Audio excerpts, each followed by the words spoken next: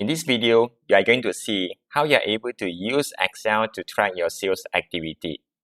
What you are looking now is a sales performance dashboard where you can see all the sales realized, anticipated sales, and what are the potential cases for different stages. So for this example, the 500 has been realized on the March, and meanwhile is expecting for 2,800 of the sales coming in on September, where currently the request has one case requires attention, which is under prospecting. Meanwhile, ongoing is on presentation, and the total you can show it here. All the lead or the sales activity are tracked in the next worksheet. You can see it's color coded as per the previous dashboard, where you can see what is the status now, what is the product or services, which company, the person in charge, the person position, the mobile, email, where do you get the source, the transacted amount, the expected transacted amount, the confidence level, the target closure date. With this information, you are able to see the dashboard get updated just now.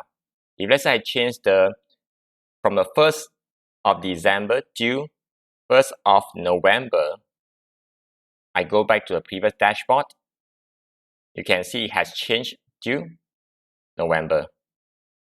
Let me go back. If I want to add a new activities for this prospecting, which is due for follow-up, you can see it's orange color. So therefore, I can double click on the plus sign. So it go to the next worksheet, it will show what is the activity we can key in here. The correspondent, that means who is the person we talk to. We could talk to Miss L. Email address with same with the one above.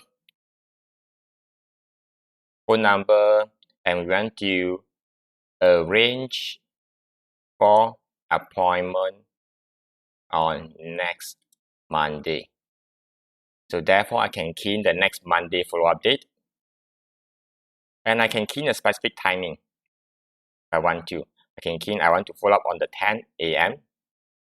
because they respond better on 10 a.m.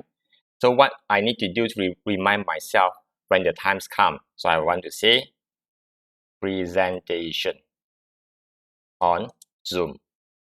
So once I'm done, I can go back to a previous worksheet.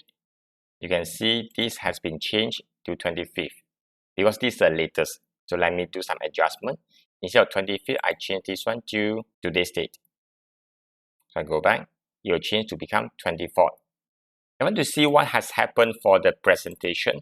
I can click on the circle. I can just double click. You can see these are the things has been happened.